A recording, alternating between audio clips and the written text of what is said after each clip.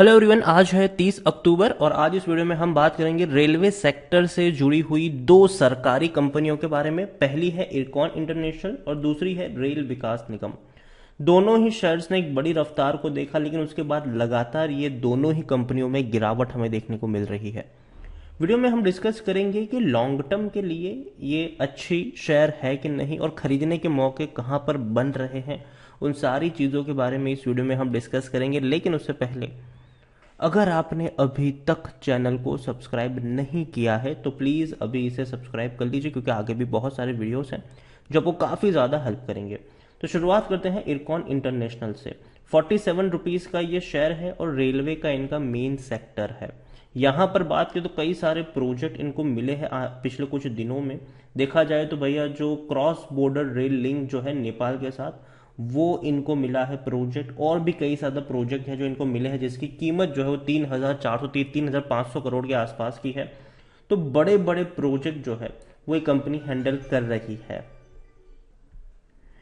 पिछले एक महीने में अगर देखा जाए तो पिछले एक महीने में इरकॉन इंटरनेशनल में तकरीबन अभी भी 4% का ग्रोथ है। लेकिन आप देखिए एक शार्प तेजी आई, वापस टूट गया, तेजी आई, टूट गया, उसके बाद तो बहुत बड़ी रैली आई थी ये, लेकिन उसके बाद लगातार ये टूट रहा है।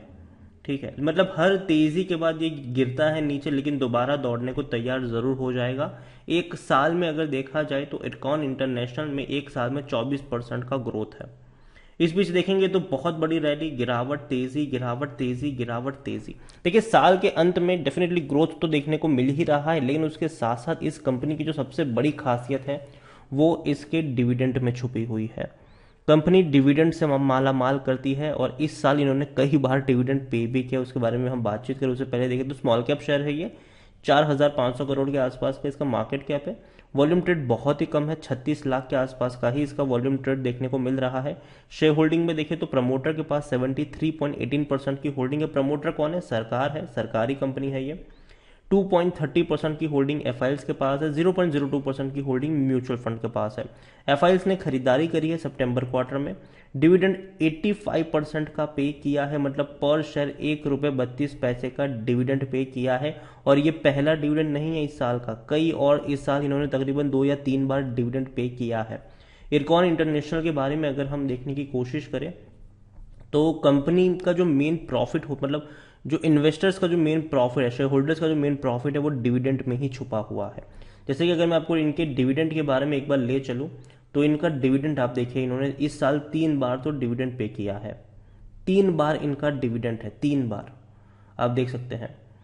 ₹1.30 का डिविडेंड पे किया पहले फरवरी में, अगस्त में पे किया 45 पैसे का, और इस बार पे किया है ₹1.70 का।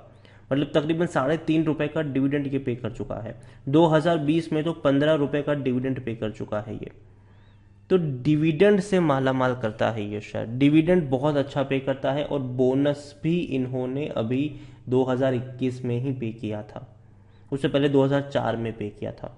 तो देखा जाए तो ये लॉन्ग टर्म का शेयर है। रेवेन्यू इनके लगातार बढ़े हैं। प्रॉफिट्स पे नज़र करें तो प्रॉफिट हालांकि डिक्रीजिंग मोड में थे 2021 में, लेकिन कोरोना काल था, अब यहाँ से इम्प्रूवमेंट आना चाहिए और डेफिनेटली आ सकता है आने वाले दिनों में। इरकॉन इंटरनेशनल सब कुछ हरे निशान में है भैया। करंट प्राइस जो है वो इंस्ट्री वैल्यू से कम ही है। लॉन्ग टर्म में बैंक एफडी से भी इसने अच्छा रिटर्न आपको कमा कर दिया है। अच्छा डिविडेंड पेइंग शेयर है ये। खरीदने का अभी भी सही मौका है, क्योंकि शेयर ओवरबोर्ड जोन में नहीं है, कोई भी रेड फ्लैग नजर नहीं आ रहा है। 11 का पी रेशियो है, मतलब बहुत ही सस्ती कीमत पे ऊपर अवेलेबल है, जबकि सेक्टर पी 62 का है। 100% एनालिस्ट कहते हैं खरीदारी करो। और डेफिनेटली इरकॉन इंटरनेशनल मुझे लगता है कि हर नीचे के लेवल पर खरीदारी के ही मौके हैं और लॉन्ग टर्म का नजरिया होना चाहिए। अच्छा खासा डिविडेंड भी आपको यहाँ पर मिल जाएगा और शेयर में भी आपको ग्रोथ लॉन्ग टर्म में देखने को मिल ही जाएगी। तो नजर रखिए इस कंपनी के ऊपर। दूसरा है रेल विकास निगम, ₹35 का शेयर है। यह दौड़ा बड़ी रफ्तार में था, एक ही दिन में 20% की तेजी दिखाई थी अभी हाल फिलहाल में ही, लेकिन उसके बाद ये टूट ही रहा है। ₹43 तक पहुंचने के बाद ये लगातार टूट रहा है, लेकिन फिर भी एक महीने में 16% का अभी भी ग्रोथ है यहाँ पर। एक साल में अगर देखा जाए तो पिछले एक साल में रेल विकास निगम में 92% का ग्रोथ है। ₹18 का शेयर था। देखो जब भी ये इस तेजी से भागा है एक प्रॉफिट बुकिंग आई है। देखो इससे पहले भी अगर हम देखेंगे तो ₹22 से जो भागा था ये तकरीबन 35 पे गया था, लेकिन वहां से टूट कर ये आया था 28-27 के करीब आया था, ठीक है। फिर वहां से तेजी दिखाई, फिर वहां से वापस नीचे की तरफ गया। इस बार का भी वही फॉर्मेशन है, दौड़ा है, नीचे आया है ये, और नीचे मेरे हिसाब से खरीदारी के मौके जरूर बनेंगे, क्योंकि दोबारा ऊपर की तरफ दौड़ने के लिए तैयार होगा। क्योंकि देखिए, रेल विकास निगम कोई छोटी कंपनी नहीं है, रेलवे की बहुत बड़ी कंपनी है ये। और देखा जाए तो मिड कैप शेयर है, 7,360 करोड़ के आसपास का इसका मार्केट कैप है। वॉल्यूम भी 1,40,00,000 से ज़्यादा के देखने को मिल रहे हैं। बड़ी क्वांटिटी में खरीदारी यहाँ पर हो रही है। प्रमोटर के पास 78.20% की होल्डिंग है। प्रमोटर मतलब सरकार है यहाँ पर, और सरकार आने वाले साल में अपनी होल्डिंग को थोड़ी और कम करेंगे। 75% का जो रूल है सेबी का, वहां तक लेकर आएंगे। 0.26% की होल्डिंग एफआईएल्स के पास है। 0.37% म्यूचुअल फंड। सबसे ज़्यादा होल्डिंग यहाँ पर इंश्योरेंस कंपनी लेकर बैठी हुई है, 8.72% की होल्डिंग। ये भी अच्छा डिविडेंड पेइंग शेयर है, 11% का डिविडेंड पे किया है। मतलब पर शेयर ₹1.14 आपको इस साल इन्होंने डिविडेंड के तौर पर पे किया। लेकिन साल में एक ही बार पे करता है ये, इरकॉन साल में 3 बार डिविडेंड पे कर चुका है।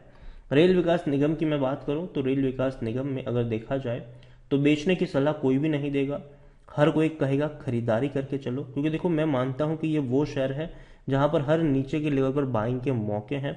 धीरे धीरे क्वांटिटी आप ऐड करके चल सकते हो, लेकिन जब भी कोई बड़ा ब्रेकआउट आता है तब एटलीस्ट आपको थोड़ा सा सावधान होना चाहिए, क्योंकि उसके बाद एक प्रॉफिट बुकिंग आती है।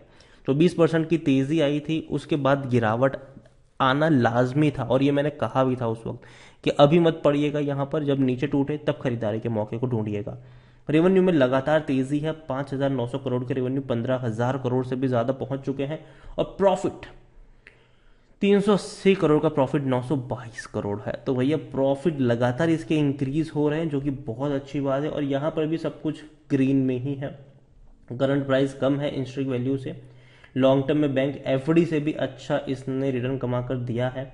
खरीदारी का अभी भी सही मौका है, और कोई भी रेड फ्लैग नजर नहीं आ रहा है।